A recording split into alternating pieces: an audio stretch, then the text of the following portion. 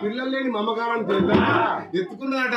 ఎత్తుకున్న దానికి బాల్యాదైతే ఏమైంది ఎదుర్కొనే రమ్ము వచ్చే బాలంటారు. ఎదుర్కొనే రమ్ములు బలదరూపం వచ్చింది. బలదరూపం వచ్చేసరికి ఏమంటున్నది ఆ భగవంతుడు ఇచ్చిన ప్రసాదం కావచ్చు అవి తీసుకొని బయటికి వచ్చేసరికి అప్పుడు ఏమంటున్నాడు గౌతముని. గౌతముడు ఏమంటున్నాడు, ఎవరమ్మా ఈ అడవి